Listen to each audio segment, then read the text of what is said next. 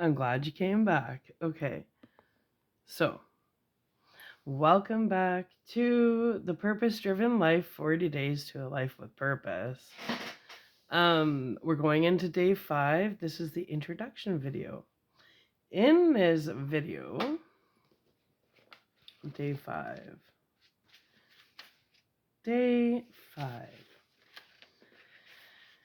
Okay, so day 5, the theme is seeing life from God's view.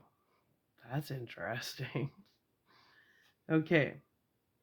Do not conform yourselves to the standards of this world, but let God transform you inwardly, temple within, right?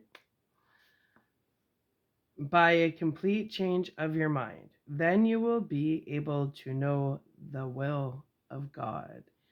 And that's in Romans 12, chapter 12, verse 2. The next one. Oh, I didn't write that down. Shoot. This will be a 3 videoer, I'm sure. I didn't see this one here. The next one is James chapter 4, verse 14 we'll be covering. Okay. And that is, what is your life? Okay. The Bible offers 3 metaphors that teach us God's view of life. 1, life on earth is a test. The good news is that God wants you to pass the tests of life, right? Why wouldn't He want you to be passing tests? Okay. 1, life on earth is a test. The good news is that God wants you to pass the test of life. God keeps His promises, and He will not allow you to be tested beyond your power to remain firm. At the time you are put to the test, He will give you the strength to endure it and so provide you with a way out. And that's in 1 Corinthians chapter 10, verse 13. The next one is, blessed are those who endure when they are tested. When they pass the test, they will receive the crown of life that God has promised to those who love Him. That's in James chapter 1, verse 12. The next one is, God withdrew from Hezekiah in order to test him and to see what was really in his heart. And that's 2 Corinthians, or is that, no, 2 Chronicles, sorry, chapter 32, verse 31. The next main point here is life on earth is a trust. We never really own anything during our brief stay on earth. God just loans the earth to us while we are here. What do you have that God hasn't given you?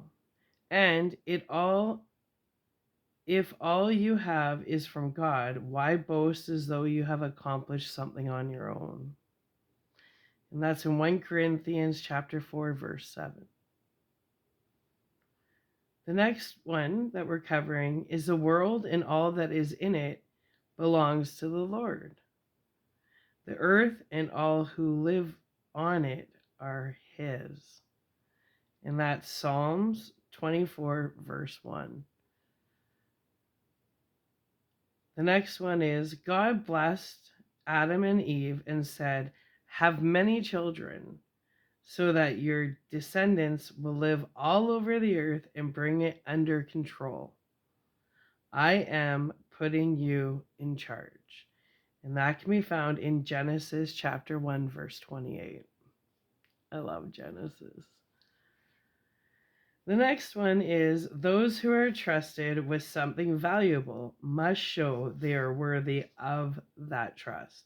And that can be found in 1 Corinthians chapter 4, verse 2.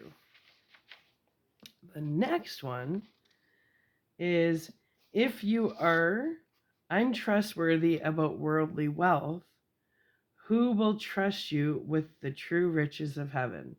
And that will be covered in Luke 18. Is that 18 or 16? Luke 16, verse 11. The next one, unless you are faithful in small matters, you won't be faithful in large ones. Isn't that the truth? And that can be found, we're going to be covering that in Luke 16, verse 19. Is that 19? Or 10? 10. It's small writing.